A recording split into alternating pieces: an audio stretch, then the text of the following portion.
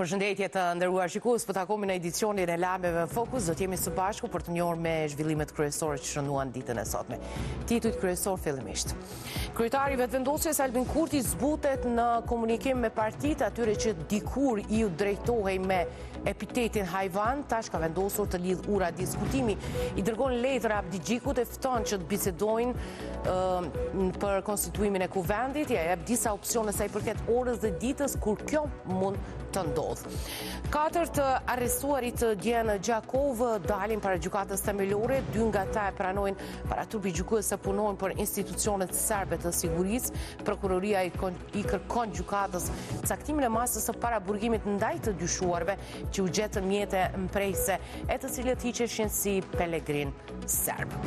Prokuroria themelore në Pej ka ngritur akt akuz për vrasjen e 2 fish që ndodhin në Klin në nëntorin e vitit të kaluar. Sipas dokumentit të akuzues, 19 vjeçari kishte kërkuar në shtëpi 2 të rinj që më pas i vrau në kafene. Mbi të rëndojnë 2 akuza, një për vrasje të rënd, tjetra për armëmbajtje pa leje. Vetëm në muaj të parë të këtij viti në vendin tonë janë shënuar 8 raste të vdekjeve në vendin e punës. Këto statistikat të sindikatës së punëtorëve të sektorit privat janë shqetësuese krahasuar me ato të vitit paraprak, ku në total gjatë 12 muajve ishin shënuar 12 vdekje të punëtorëve. Kërkohet llogari për punën e inspektoratit të punës.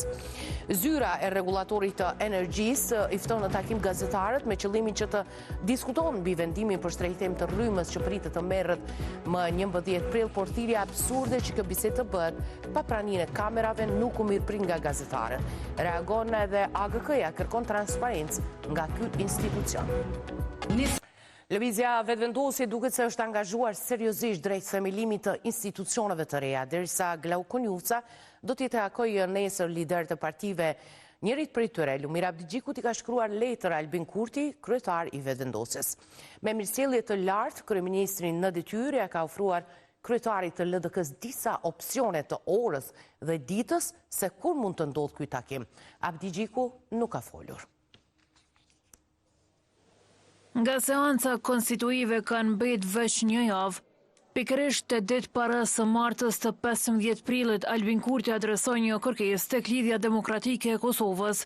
Përmes kësaj letre, Kurti ftoi në takim kryetarin Lumir Abdi Xhiku për konsultime para konstituimit të parlamentit. Kurti caktoi 2 data për realizimin e takimit. Me qëllim të konstituimit të plotë të Kuvendit të Republikës së Kosovës dhe procesit të zgjedhjes së qeverisë së re, për të konsultuar paraprakisht, ju ftoj në takim të mërkurën me datë 9 prill në ora 15, apo të enjten me datë 10 prill në ora 9 ose në ora 14. Nga LDK nuk u përgjigjen nëse kryetari Abdi Xhiku do marr pjesë në këtë takim. Nën kryetari i këtij subjekti, Lutfi Haziri, deklaroi shkurt se vendimi i takon kryetarit të përgjigjet nëse do jetë në takim. Kurti jo, por kryetari i Kuvendit Glauko Njufca i ka dërguar letër edhe Partisë Demokratike të Kosovës për një takim që pritet të mbahet javën e ardhshme. Ka të bëri të ditur Blerta Deliu Kodra, e cila kritikoi qasjen e Kurtit për formimin e qeverisë. Janë përpjekje të zotrit Kurti për ta bërë qeverinë. Kurti ka organizuar takime nga partitë minoritare, ndërkohë partitë opozitare kanë pasur takime në përpjekje të harmonizimit të qëndrimeve për bashkëqeverisje. E drejta i takon VV-s. Në rast se përpjekjet e saj dështojnë, radha i takon PDK-s. Kemi ftesë nga Konjufca në drejtim të kryetarit tonë. Nga Aleanca për Ardhmërinë e Kosovës e nga nisma social-demokrate gjatë ditës ishin të qasshëm nëse edhe ata pranuan letër nga Kurti. Këtë letër Kurti duket e nisi dje më datë 6 prill, kurse sot kryeministri në detyrë ka qëndruar në Bruksel. Atje i ka marrë pjesë në një diskutim të organizuar nga Qendra për studimet të politikave europiane, ku ka folur mbi rrugtimin e Kosovës drejt BE-s. Ai vlerëson se Kosovës i është vënuar dhënia e statusit të vendit kandidat dhe i ka përmendur masat. Zgjerimi do të jetë strategjik i bazuar në meritë dhe real. Ata që harmonizohen dhe mbështeten në vlerat e Bashkimit Evropian do të shpërblihen. Ju të mbanën masa kufizuese të BE-s. Statusi i kandidatit për Kosovën ka vonuar shumë. Kosova është demokracia më e avancuar në Ballkanin Perëndimor dhe barës e vlerave themeltare të BE-s. Megjithatë, mbetet vetëm një kandidate potenciale për antarësim në Bashkimin Evropian. Kosova ka treguar se është një partner i besueshëm i Bashkimit Evropian dhe beson fuqishëm në të ardhmen e saj europiane. Si shembull i demokracisë në rajon, ne kemi treguar për kushtimin ton kur jepen shansat e barabarta. Është koha që Bashkimi Evropian të tregojë se e njeh Kosovën si pjesë e ardhme të saj. Kjo do të forcojë edhe më tej për kushtimin ton ndaj agjendës europiane, duke e bërë më të prekshme rrugën drejt BE-s. Ka ardhur koha që Kosova dhe BE-ja të intensifikojnë përpjekjet e përbashkëta për tejkalimin e pengesave që pengojnë procesin e antarësimit të Kosovës në Bashkimin Evropian. Gjithsesi, të iniciohet pyetësori për Kosovën duke vlerësuar kapacitetet tona institucionale dhe ligjore për antarësimin e Bashkimit Evropian dhe përgatitja e një opinioni të bazuar në merita për statusin e kandidatit në BE. It is no exaggeration to say that democracy today is Në Bashkimin Evropian janë të sigurt për një gjë se diçka ka shkuar gabim në dialogun mes Kosovës e Serbisë, kështu ka thënë shefja politikës së jashtme të BE-s Kaja Kallas, e cila po viziton rajonin, por jo dhe Prishtinën e Beogradit. Para një viti e 7 muajsh ishte hera e fundit që të dy u ulën në një tavolinë. Që nga 14 shtatori 2023 Albin Kurti e Aleksandar Vučić asnjëherë s'u pajtuan për të vazhduar bisedimet mes palëve.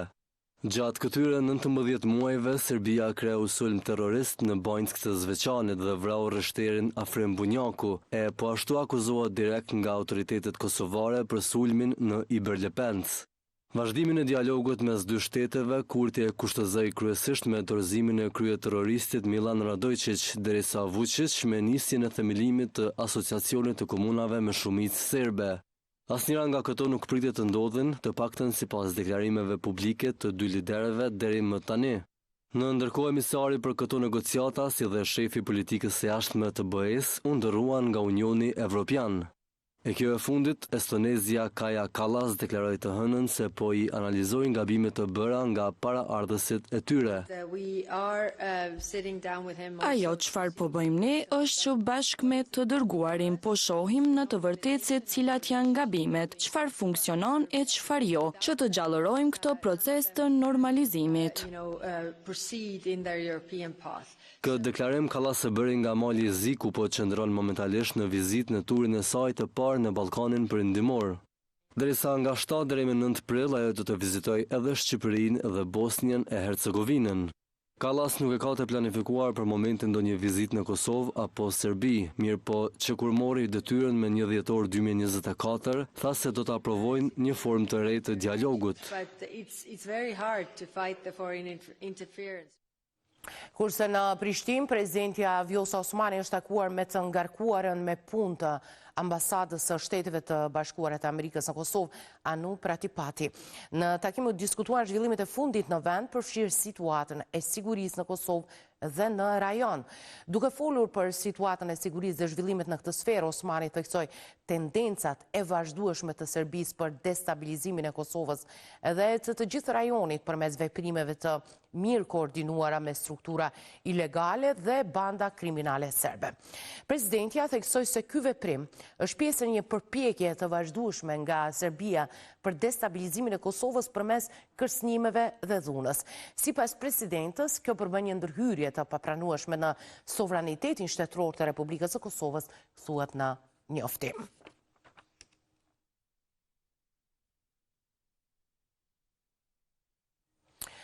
Pikrisht në ndyshimet se Serbia përmes disa individëve po synon kërcënimin e sigurisë në vend, u realizua një aksion ku dje u arrestuan 16 persona. Ndaj 4 të arrestuarve, prokuroria kërkoi paraburgim pasi ata pretendonin se janë pelegrin dhe ju gjetën mjetën prese. 2 nga 4 serbë të arrestuar një ditë më parë në Gjakov, pasi ju gjetën armë të ftohta, kanë konfirmuar se punojnë në institucionet serbe të sigurisë. Pavle Kragović ka thënë se punon inspektori policisë në Kragujevc të Serbisë, ndërsa Milovan Stević deklaroi se është stomatolog në Akademinë Ushtarake të Mjekësisë në Beograd. Gjatë seancës, disa oshe në themeloren e Gjakovës u propozua edhe caktimi masës së paraburgimit për Branko Rakic, Nemanja Avamović, Pavle Kragović dhe Milovan Stević. Prej dy nga ta, avokatët mbrojtës kanë kërkuar lirim me dorëzani, njëri për 5.000 euro e tjetri 2.000 euro. Ata dyshohet se kishin për qëllim mbledhjen e informacioneve për caqe të mundshme, pasi janë gjetur dëshmi të ndërlidhjes me strukturat e inteligjencës ushtarake serbe, si dhe me antar të grupit terrorist të Banjskës. Po ashtu sipas ministrit të Brendshëm, njëri nga të arrestuarit është i afërt me të dyshuarin kryesor për vrasjen në rreshtjerit policor të Kosovës Afrim Bunjaku. Ndërkohë pas seancës, 4 të dyshuarve ju është vazhduar masa e ndalimit.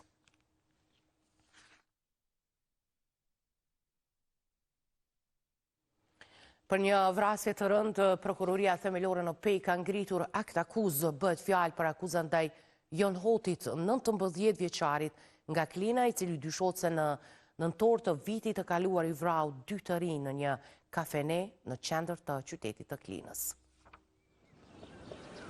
Fillimisht ju kishte shkuar në shtëpi.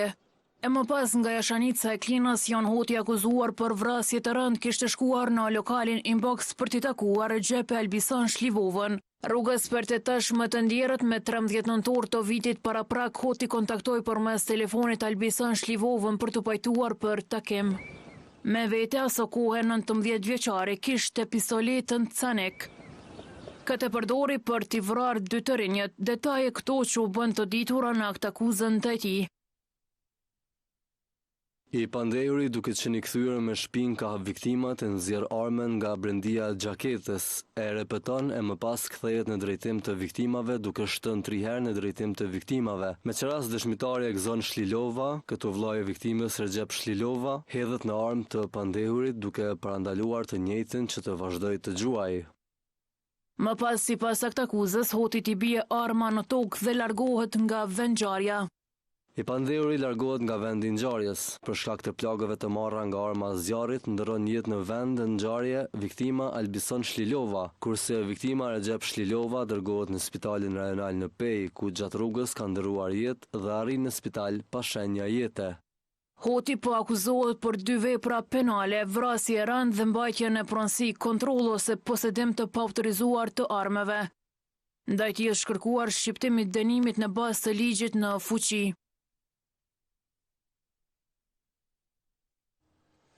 Një tjetër akt akuzë është konfirmuar nga gjykata themelore në Prishtinë, bëhet fjalë për rastin e vrasjes së Liridona Ademajt, për të cilin i akuzuari kryesor është Naim Murseli. Pikërisht mbrojtja e Murseli dhe 2 të akuzuarve të tjerë kishin kërkuar që kjo akt akuzë e prokurorisë themelore të Prishtinës të hudhej poshtë, por sipas njoftimit të gjykatës, to kërkesa për kundërshtimin e provave dhe hedhjen e akt akuzës janë refuzuar. Në seancën e parë të gjykimit për këtë rast, akuzuarit janë deklaruar të pafajshëm.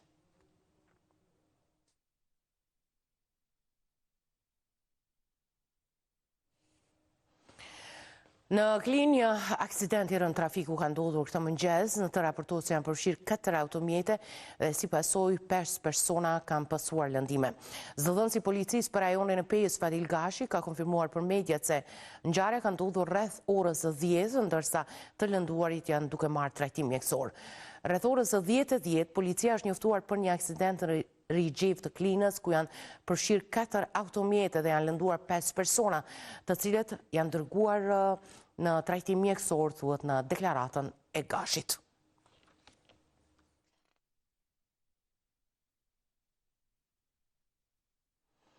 Ndërkaq për aksidentin që ndodhi një ditë më parë në Bujanoc, derisa po kthej nga Zvicra, ka reaguar kompania transportuese Arditi Tours.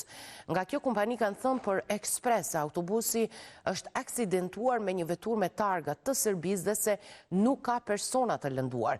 Ju njoftojmë se dje gjatë rrugës Zvicër-Kosovë ka ndodhur një aksident trafiku 3 kilometra afër kufirit Serbi-Kosovë, afër dheu të Bardh, dhe i sqaron publikut se deri te aksidenti ka ardhur kur një vetur me targa serbe, një person i moshuar ka humbur vedijen e vozitjes dhe ka dalë në krahun e kundërt në drejtim të autobusit dhe nga reflekset e mira të vozicit të autobusit për të anashkaluar një aksident në njerëz, ka ikur në krahun e majt dhe vetura me targa të Vranjes e ka goditur autobusin në pjesën e djathtë me dëme materiale për të cilat nuk bëhemi merak pasi të gjithë pasagerët kanë qenë shumë mirë dhe pa asnjë shenjë të vogël as gërvishje. Këtë kjo ka ndodhur dje rreth orës 13:30 dhe këtë ka konfirmuar dhe policia Bujanocit se vetura në fjalë ka qenë fajtore, thuhet në përgjigjen për Ekspres.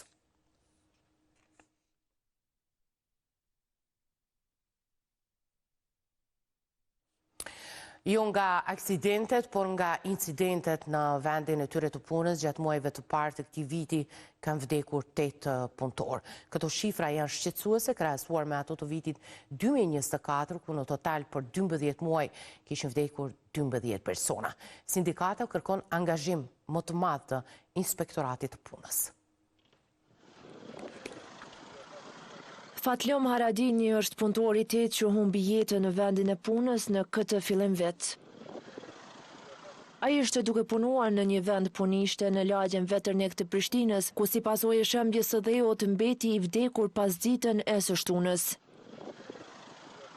Së gjendja punëtorëve në terren është jo e mirë, tha kryetari i sindikatës e pavarur të sektorit privat të Kosovës, Jusuf Azemi. Përderisa në vitin 2024 kemi 12 raste të vdekje në vendin e punës, ne tani për 3 muaj ditë kemi 8 raste të vdekjeve. Ai tha se këta punëtor janë të harruar nga shteti. Për këta punëtor që mbushin arkat e shtetit nuk interesohet askush dhe normal që ne tani do të kemi një ide që ndoshta përmes vetë financimit do të mundohemi që një buxhet ta bëjmë për raste të tilla të cilat nuk janë të pakta.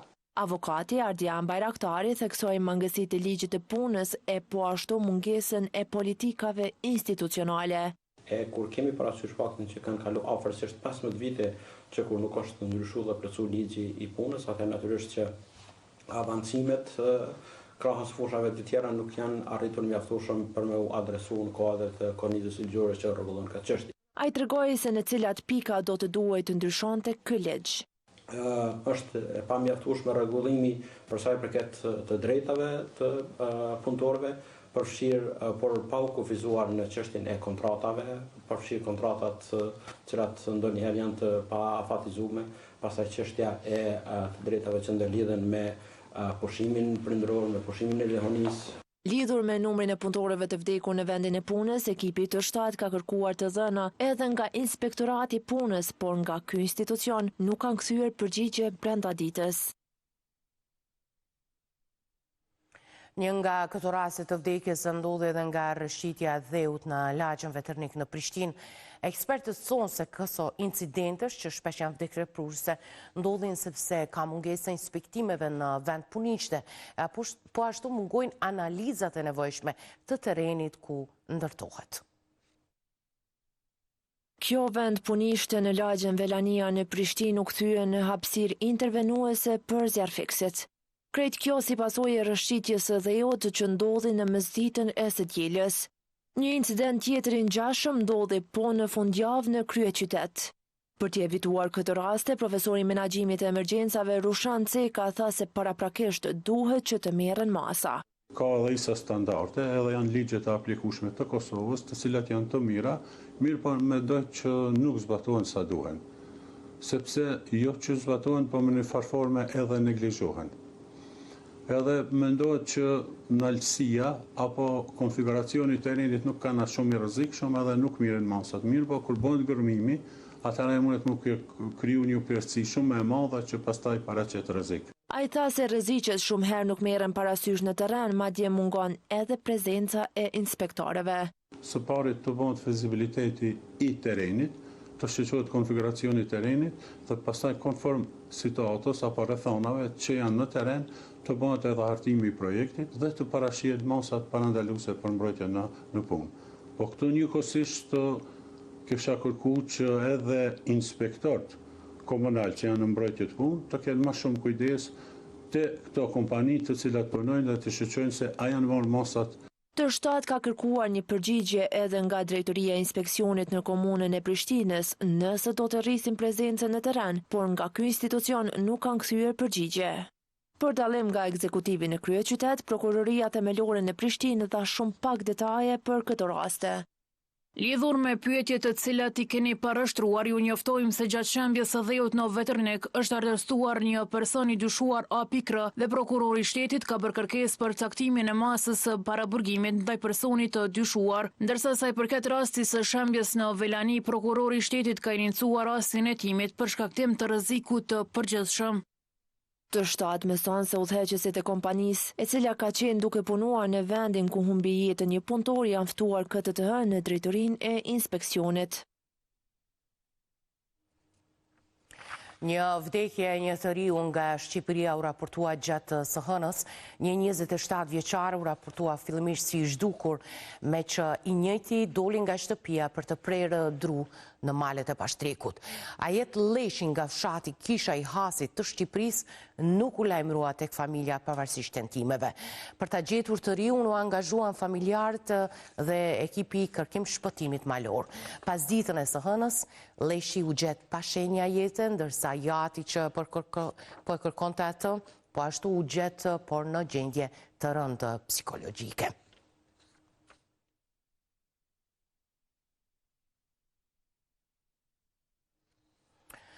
Ndrojmë temë, të premtën me shumë gjaz do të merret vendimi që zyrtarizon rritjen e çmimit të rrymës prej 15%.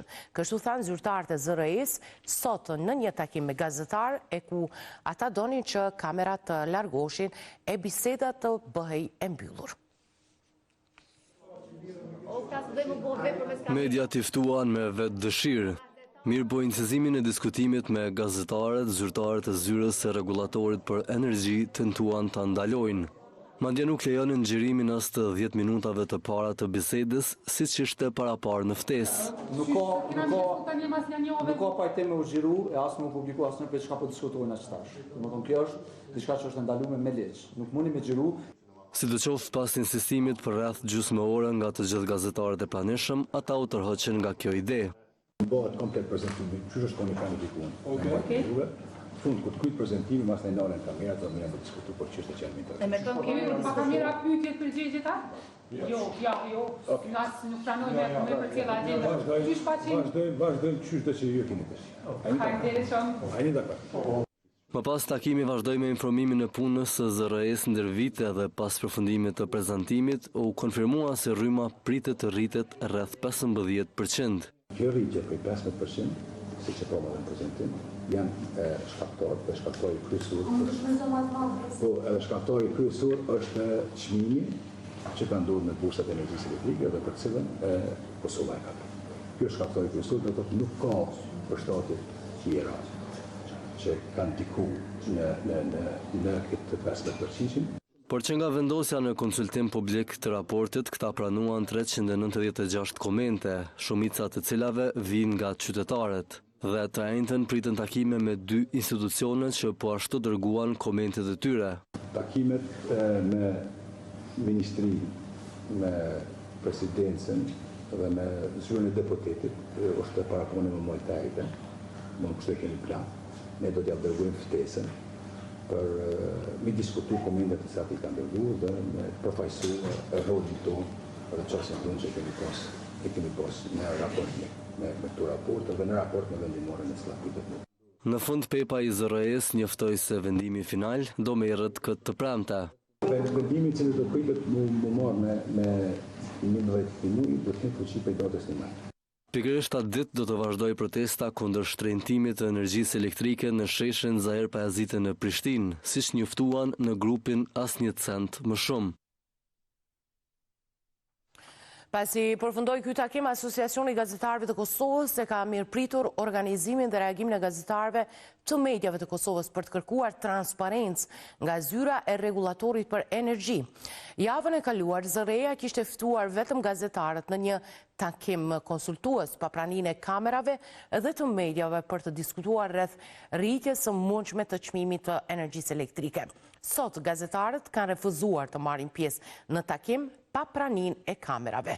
AGK-ja e përshëndet të veprim të gazetarëve, i cili përveç se shpreh solidaritet, mbi të gjitha kërkon transparencë dhe llogaridhënie nga një institucion publik, thuhet në reagimin e AGK-s. AGK-ja e bëri thirrje zëres që të sigurojë publikimin dhe hapjen e të gjitha diskutimeve që çojnë në marrjen e një vendimi përfundimtar.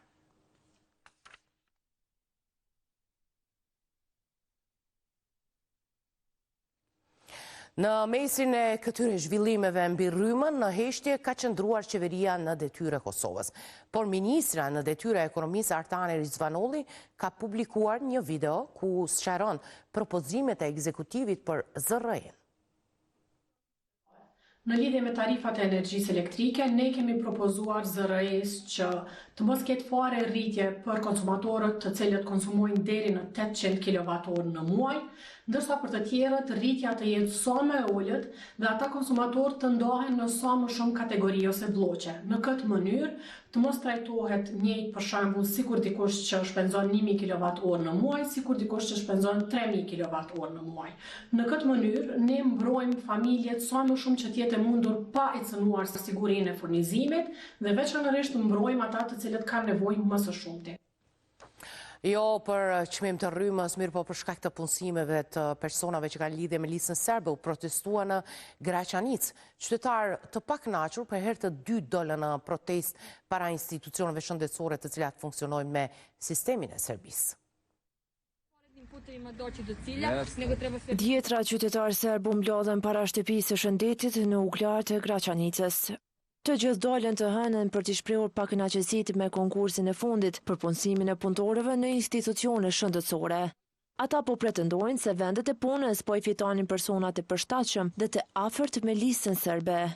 Qytetari Jovica Stević nga Graçanica thotë se nëse nuk plotësohen kërkesat, gjithçka do të përkeçohet. Tani që e dim se është anuluar konkursi, më e rëndësishmja është që kërkesat tona që i kemi dërguar institucioneve shëndetësore në Fushkosov, Graçanicë dhe Gushteric duhet të shikohen dhe nëse është e mundur të plotësohen. Shpresoj se në kohën e duhur problemi do të zgjidhet pozitivisht për ne dhe për sa u përket atyre, nuk është faji i tyre që kanë kërkuar konkurs, sepse çdo garë me vëndshme do të jetë gjithnjë më keq. Ai problem duhet të ndalet një herë për gjithmonë. Kjo situatë nuk duhet të përsëritet sepse jemi gjithnjë e më pak. Sipas Miloš Mitrovicit, nëse konkursi përsëritet, paraprakisht duhet të përcaktohen kriteret me të cilat do të punësohen njerëzit. Ai tha se ka dyshime që konkursi është anuluar për të shpallur edhe një herë para zgjedhjeve lokale. Të dihet saktësisht se si do të shënohet trajtimi profesional, nota mesatare, përvoja e punës dhe detajet e tjera që lidhen me vendin e punës, për të cilën aplikoni. Nëse konkursi nuk është transparent herën tjetër dhe komisioni nuk është legjitim, profesional dhe nëse nuk ka zgjidhje, atëherë gjëra do të ndodhin njësoj si herën e kaluar. Njerëzit do të jenë sërish të pakënaqur. Askujt nuk i është shpjeguar pse dikush është pranuar e dikush nuk është pranuar. Pjesëmarrja në protestë dikujt i kushtoi me rrahje. Unë thash që më dhimbë se njerëzit të ndershëm, sepse ai zuri vendin e një fëmije të ndershëm që duhej të gjente një punë. Unë nuk kam asgjë kundër familjes së tij. Ai dhe gruaja e tij më sulmuan. Nuk desha të reagoja. E denoncova ligjërisht në polici për ta zgjedhur situatën.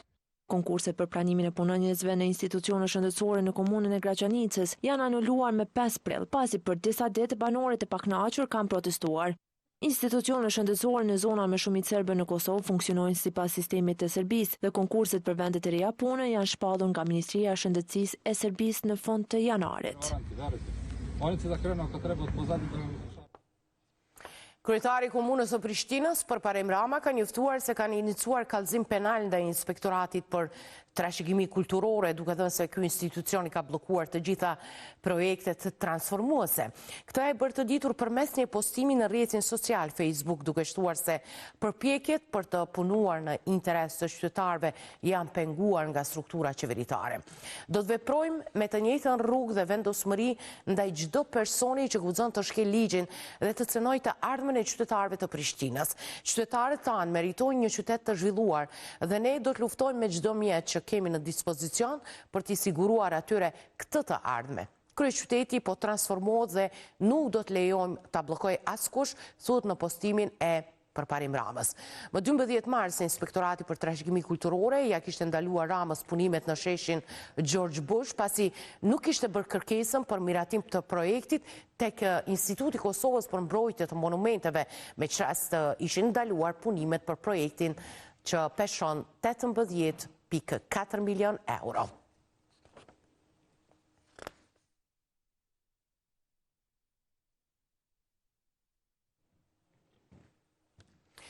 Më 12 prill në spitalin Amerikan 2 në Kosovë do t'jenë të pranishme 2 mjeke të njohura.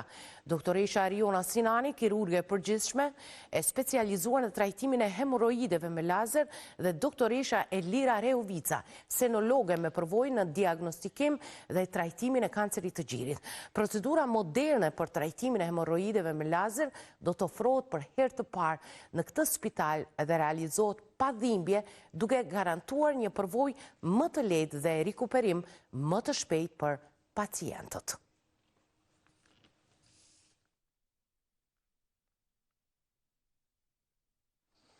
Të nderuar shikues, këtu edhe po përmbyllim këtë edicion të lajmeve Fokus. Ju falenderoj për vëmendjen, mirupafshim.